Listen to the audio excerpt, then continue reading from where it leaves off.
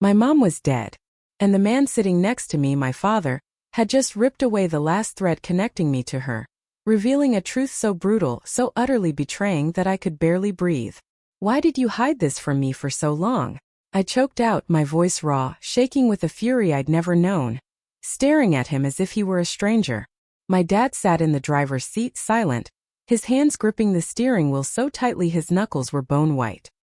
He opened his mouth, but no sound escaped. The car was parked on a quiet, forgotten street, the low hum of the engine the only thing breaking the suffocating tension. My chest heaved, a frantic drum against my ribs, as I tried to make sense of the bombshell he'd just dropped. It felt like the ground beneath me had simply vanished. I'm Hannah, and I just turned 18. It was supposed to be a day of celebration, a fresh start maybe. Instead, here I was, trapped in a car with my dad, unraveling secrets I never even knew existed. This road trip from Seattle to San Francisco, which had begun with laughter, shared stories, and miles of open road, now felt like a cruel trick. We were parked in front of a house I'd never seen, and my entire world had just flipped on its axis. The trip had seemed like such a good idea at first. When my dad handed me the map and keys that morning, I actually thought for a fleeting moment that maybe this was his way of finally reconnecting after Mom died 2 years ago. He'd been trying awkward dinners, stilted small talk about school, the occasional forced compliment, but nothing like this. A road trip, just the two of us? It was so wildly out of character for him that I almost said no. But there was something in his eyes, a flicker of hope, maybe even desperation, that made me agree. The first few hours on the road were nice. We talked about my favorite music, places we dreamed of stopping, and yes, even a little about Mom. He brought her up more than he usually did, and while it twisted a knife in my gut, it was also strangely comforting. But as the miles melted away, the conversations grew heavier. He started apologizing over and over again for how he'd treated me, for things he regretted, for wishing he'd done things differently.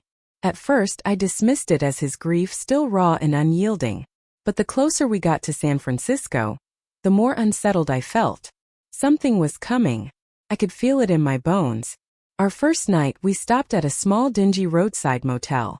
It was nothing special, just a lumpy bed, a heater that barely wheezed, and the incessant hum of a vending machine outside our window. We grabbed dinner at a greasy diner nearby, and I could tell he was trying, really trying to keep things light. But there was a profound weight in his eyes he couldn't quite hide. "You okay, Dad?" I asked, looking at him across the chipped Formica table, the harsh fluorescent lights making the diner feel colder than it was. He hesitated, his fork halfway to his mouth. "Yeah," he mumbled, but his voice betrayed him. He cleared his throat, forcing a thin smile. "Just tired, that's all. It's been a long day." I nodded, but deep down I didn't believe him. There was something he wasn't telling me, and this trip was starting to feel like much more than just a birthday celebration. As we walked back to the motel, I caught him glancing at me several times, like he wanted to speak but couldn't find the courage. I didn't push him. Not yet. Back in our cramped motel room, I kicked off my shoes, sitting on the edge of the bed, watching Dad pull off his jacket and hang it over a chair. The silence stretched between us, broken only by the faint, rattling hum of the heater. Finally, I couldn't take it anymore. "Dad," I said, my voice softer this time, "why do I feel like there's something you're not telling me?" He stopped, his back to me, and let out a deep, shuddering sigh. "It's not the right time, Hannah," he said, shaking his head. "We'll talk when we get to San Francisco." He turned, his expression a tangled mess of hesitation and what looked like genuine fear. "Why not now?" I pressed, my heart beginning to pound. "We're here. Just us. If there's something you need to say, say it." He rubbed his face with both hands, then sat heavily in the rickety chair. "It's complicated," he finally admitted. "I've made mistakes, Hannah. Big ones. Things I regret, things I can't change." He looked up, his eyes holding a depth of sorrow I couldn't quite place. "Your mom always knew how to fix things, how to make everything better. I didn't. And when she was gone, I didn't know how to be what you needed." I leaned forward, my pulse quickening. "What are you talking about? You've been trying. I mean, things haven't been perfect, but I see you've been trying. Why are you being so hard on yourself?" He let out a bitter, humorless laugh. "Trying isn't enough. Not after everything." I wish I could go back. Do things differently. I was so caught up in my own pain, my own failures that He trailed off, looking down at his hands. I don't want you to think I didn't love you, Hannah. I did. Your mom and I both did. But there were days. There were days I didn't know how to show it. I sat back, stunned by the raw honesty in his voice. Dad, I whispered. I don't know what to say. He looked at me, a sad smile playing on his lips. You don't have to say anything, kiddo.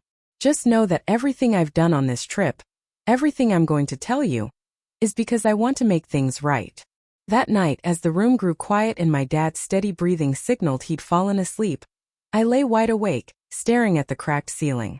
My mind drifted back to my childhood, to all the moments that still stung, no matter how much time had passed. My dad wasn't always cruel, but he was always distant, like I was a responsibility he couldn't quite figure out how to handle. I thought about the times he'd yelled over spilled milk, forgotten chores, or grades that weren't perfect enough. The harshness in his voice had been like a slap, leaving me feeling small and uncertain. Even when Mom would step in to soothe things, there were those arguments that spiraled, his frustration with me palpable, though I never really understood why. I tried to remember moments of warmth between us, but they were few and far between. My mom had been my anchor through it all, the one who told me I was enough, who loved me without conditions. She had this way of making every moment feel special, like the world stopped when she looked at me. Her hugs could erase any bad day, and her laughter was the kind that filled the whole room. She never raised her voice, not once. Even when I messed up, she'd sit with me, talk things through, and make me feel like I mattered. Losing her felt like losing the sun. Nothing's been as warm or bright since. Thinking of her eventually calmed me down, and I drifted off to sleep. The next morning I woke to find my dad sitting by the motel window, staring out at the parking lot. His shoulders were slumped, and the lines on his face seemed deeper in the soft morning light. When he noticed I was awake, he turned, forcing a small smile. Morning, birthday girl. He tried to sound cheerful. 18, that's a big one, huh? Yeah, I said, sitting up and stretching. Feels the same so far. He chuckled softly, but the sound didn't reach his eyes. Well, maybe this will help. He got up and grabbed a small, worn envelope from his bag, handing it to me. His hand lingered for a second before he let go. Your gift, he said, his tone lighter than his expression. It's something important. I looked at the envelope, its edges slightly frayed from being handled. What is it? I asked, glancing up at him. For a moment his face faltered, searching for the right words. I want you to wait, he said finally, his voice quieter. Don't open it yet. Keep it sealed until we get to San Francisco.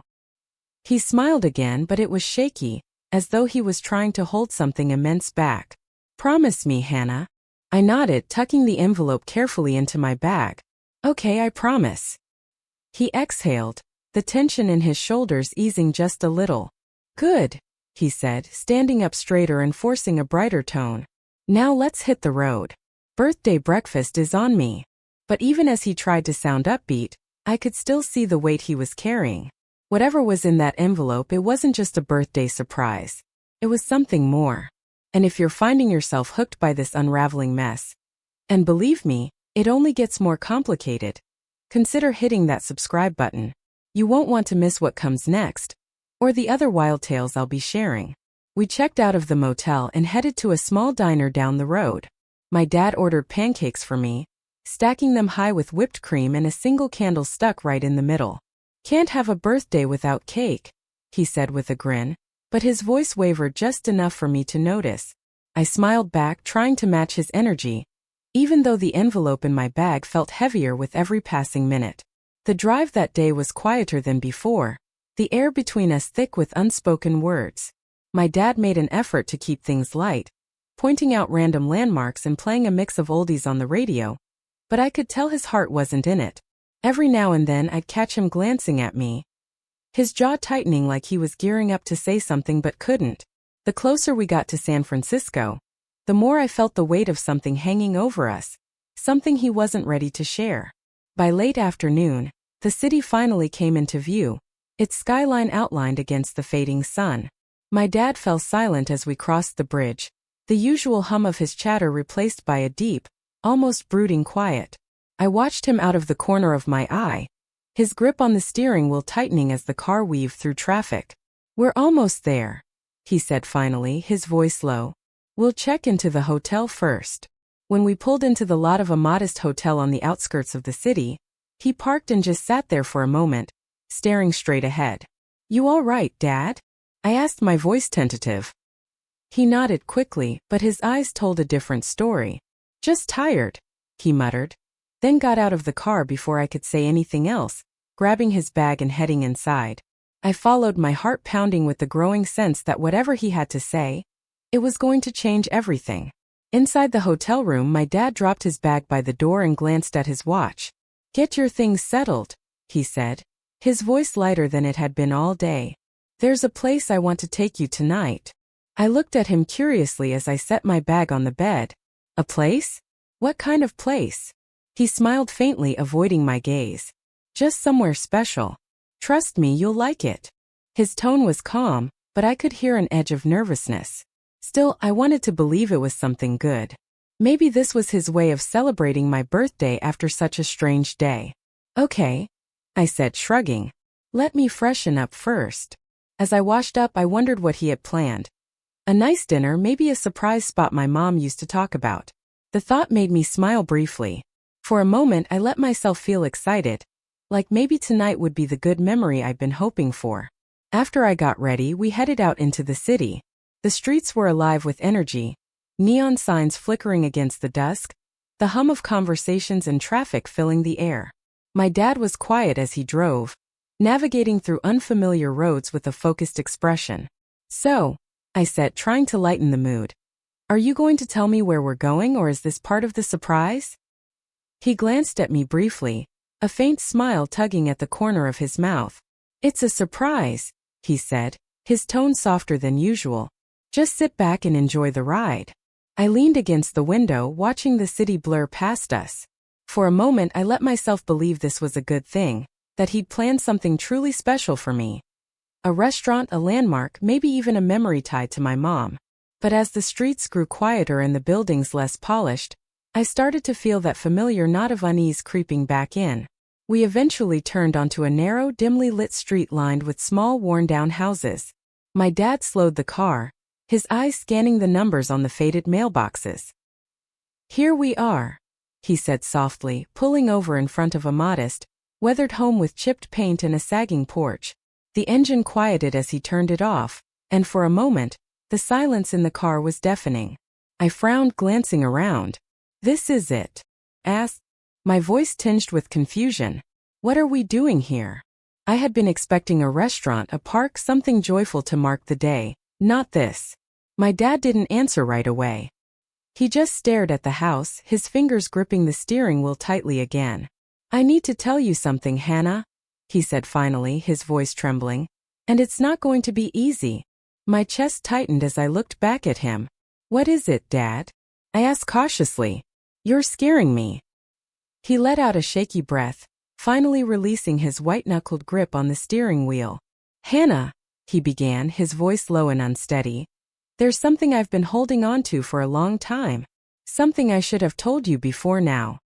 He paused, running a hand through his graying hair. "You know, after your mom died, I thought about telling you 100 times. But every time I talked myself out of it. I told myself it wasn't the right time, or that it would only hurt you more. But the truth is, I was scared. Scared of how you'd look at me after I told you. Scared of what it would mean for us." I stayed silent, my throat tightening as I watched him wrestle with his words. He continued, his voice breaking. "You've probably wondered why I wasn't always the best dad to you, why I was so distant when you were little, why it felt like I was always angry or disappointed. And I hated myself for that, Hannah. I really did. Because none of it was your fault. Not a single bit of it." He took another deep breath, gripping the steering wheel like it was the only thing keeping him grounded. "When your mom and I got married, we wanted kids so badly. She talked about it all the time, about what our family would look like, about how much love we had to give. But we couldn't. I couldn't. And that broke something in me. I felt like less of a man, less of a husband, because I couldn't give her the one thing she wanted most. I didn't handle it well. I became bitter, angry, and I shut her out when I should have leaned on her." He glanced at me briefly, his eyes glassy. But your mom, she was strong. She didn't let my anger break her. She wanted a family, and she convinced me that adoption could be just as meaningful as having our own child. She was right, of course. She always was. But I couldn't see it that way at first. I was too wrapped up in my own shame to embrace what we had. His voice wavered, and he looked down at his hands. When we brought you home, I wanted to be the dad you deserved. I really did. But every time I looked at you, I saw my own failure.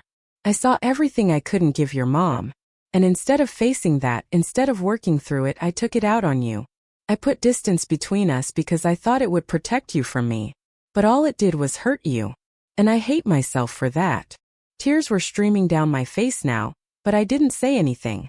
He wasn't done. When your mom died, everything changed. Losing her was like losing the best part of me. And it made me realize how much I had failed you. How much time I had wasted being the kind of father you didn't deserve. That's why I've been trying, Hannah. Trying to make it right, even if I know I never really can. He paused again, his hands trembling. And now you're 18. Your mom and I always agreed that when you turned 18 we would tell you the truth. But after she died, I didn't know how to do it on my own. I didn't know if I could find the words, if I could face the questions you'd have. But you deserve to know. You need to know. He looked at me, his eyes full of regret and something that looked like relief.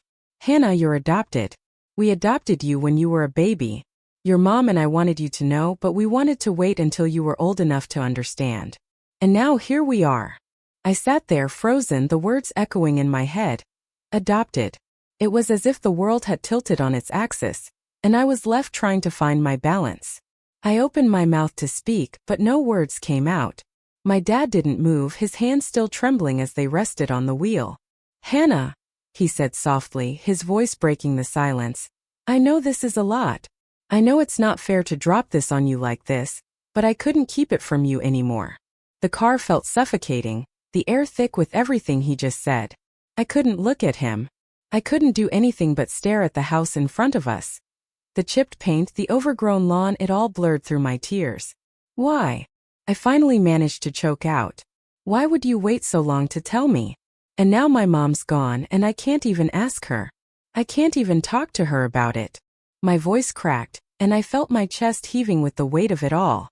My dad's head dropped, his shoulders sagging as though the weight of my words had physically hit him. I know, he said quietly, his voice thick with emotion. I know I should have told you sooner. Your mom wanted to tell you earlier. She thought we should when you were younger. But He sighed, his hands gripping the wheel tightly again. I was a coward, Hannah. I didn't know how to handle it, and after she was gone, I didn't know if I could face it without her. I thought I'd lose you, Hannah. I was afraid you'd hate me for keeping it from you.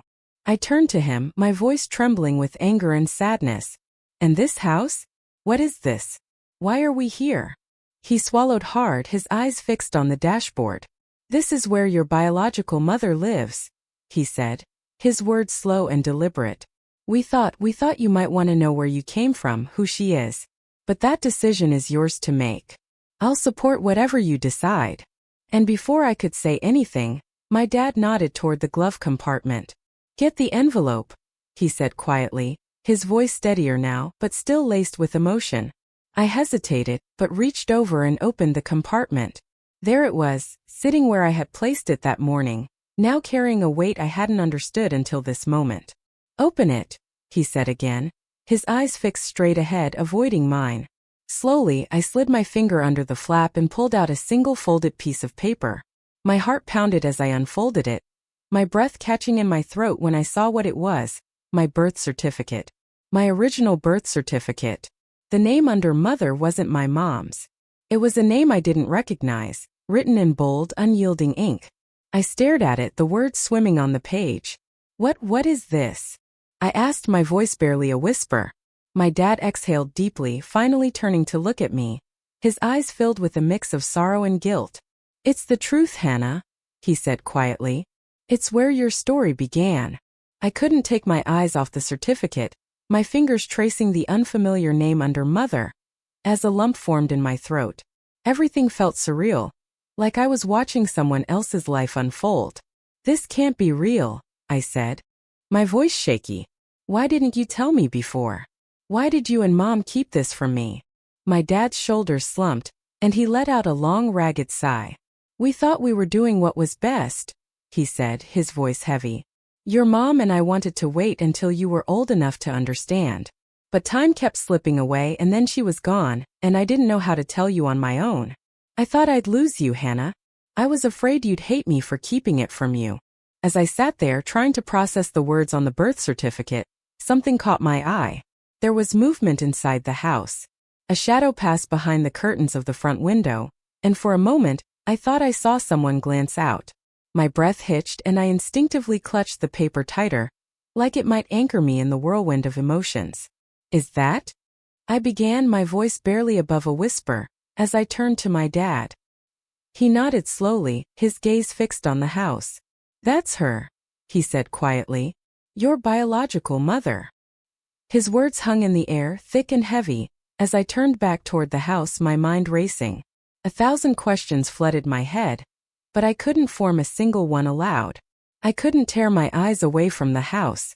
The curtain shifted again, and this time the figure lingered, their outline just visible against the glow of a dim lamp inside. My chest tightened and I felt a strange pull, curiosity, fear, anger all tangled together. What do I do? I whispered almost to myself. My dad didn't answer right away. He just sat there, his hands resting on the steering wheel, his expression unreadable. It's your choice, Hannah, he said finally, his voice steady but soft. I brought you here because I thought you had a right to know. But whether you want to meet her, that's entirely up to you. Whatever you decide, I'll be here. And now here I am, sitting in this car, with everything I thought I knew about myself turned upside down. My dad's words keep echoing in my head. It's your choice. But how do I even begin to make this decision? On one hand, meeting her, my biological mother, could give me answers to questions I didn't even know I had. Who is she? Why did she give me up? Does she ever think about me? A part of me feels like I owe it to myself to find out. But on the other hand, what if it's too much? What if seeing her just complicates things even more? My life hasn't been perfect, but it's been mine. I had a mom who loved me with all her heart, and a dad who's finally trying to be the father I've always needed. What if meeting her disrupts all of that? What if she doesn't want to see me, or worse, what if I see her and it doesn't change anything at all? I don't know what to do. This decision feels too big, too overwhelming, and I can't help but wonder if I'm ready to face whatever comes next. So, I'm asking you, what would you do in my situation? Would you walk up to that door and take the leap? Or would you drive away and keep moving forward with the life you already have? Please share your thoughts in the comments. I need all the help I can get.